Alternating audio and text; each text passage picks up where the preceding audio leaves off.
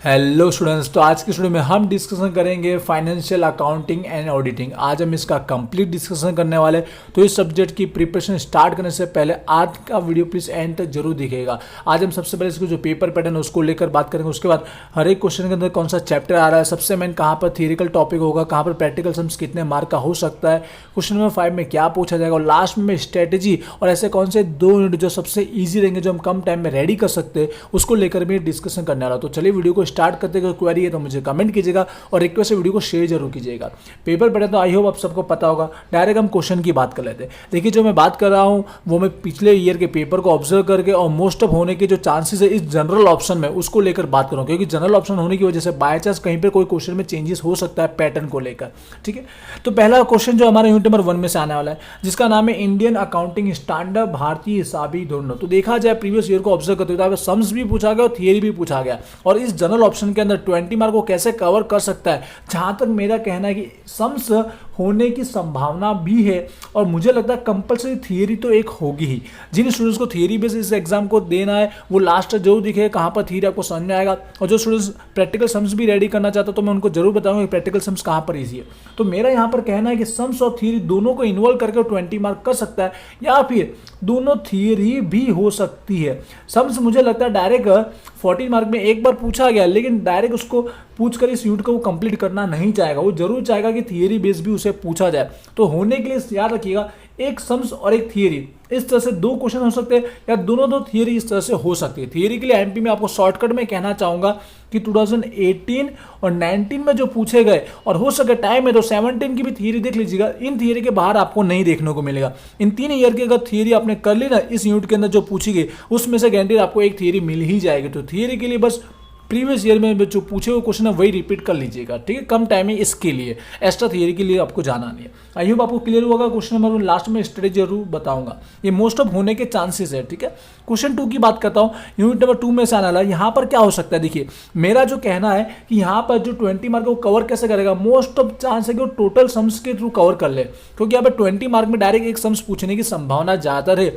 जो 2 टॉपिक दिख रहे हैं, ठीक है, मैनेजर का रेम्युनरेशन, गुजराती मैनेजर मेहनताणु और फाइनल अकाउंट, इन दोनों के थ्रू वो चाहे तो 20 मार्क एक सम्स के थ्रू कवर कर सकता है। लेकिन अगर उसे करना है 10-10 तो वो कर भी सकता है। तो यहाँ पर एक सम्स और एक थियरी जो ऑडिट वाला है टॉपिक, उसकी थियरी वो पूछ सकता है। ठीक है, टोटल सम्स में भी ये यूनिट हो सकता है, या तो एक सम्स और एक थियरी में भी हो सकता है। ज़्यादातर चांसेस है मेरे हिसाब से सम्स में वो कवर कर लेगा। ठीक, क्योंकि आपको 4 यूनिट में से 1 या 2 जगह थियरी देखने को मिल सकती है, और 2 जगह ऐसा है कि टोटल प्रैक्टिकल हो सकता है। तो ये मुझे लगता है टोटल प्रैक्टिकल बन सकता है। थियरी बाय चांस है ऑडिट का। ठीक है, बात करते हैं क्वेश्चन नंबर 3 की। तो फटाफट डिस्कशन कर लेते हैं आपका टाइम सेव करने के लिए। यूनिट नंबर 3 में क्या हो सकता है, यूनिट नंबर 3 के अंदर जो हमारा पैकेज और कंटेनर का चैप्टर है, पैकेज एंड पात्रों हिसाब हो, ये मैं बोलना चाहूंगा 100% आपका प्रैक्टिकल सम से ही कवर कर लिया जाएगा।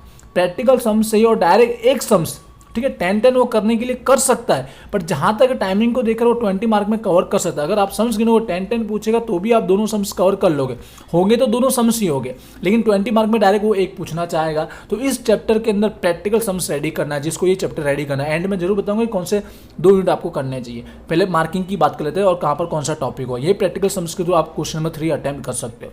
क्वेश्चन नंबर 4 की बात करते हैं, ये यूनिट नंबर 4 में से आने वाला है। यहाँ पर हमारे पास 2 टॉपिक है, एक हायर परचेस, ठीक है, ट्रेडिंग अकाउंट वाला, और एक लीज अकाउंटिंग, भाड़ा पट्टा।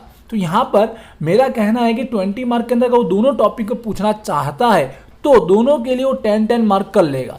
अब ये 10-10 मार्क करेगा तो आपको बता दूं इस चैप्टर में से वो सम्स ले लेगा, और इस चैप्टर में से वो क्या लेगा, थियरी ले लेगा। थियरी अगर इस यूनिट में आना के चांसेस ज्यादातर है, वो है हमारा लीज अकाउंटिंग, भाड़ा पट्टा ना हिसाब हो। जैसे मैंने कहा थियरी के लिए एमपी में कहाँ जाना है, 19, 18 और 17, बस इन 3 पेपर की ये चैप्टर की थियरी पढ़ लो, उसके बाद आपको कोई पढ़ने की जरूरत नहीं है। और सम्स की बात करो तो हायर परचेज का सम्स पूछ सकता है।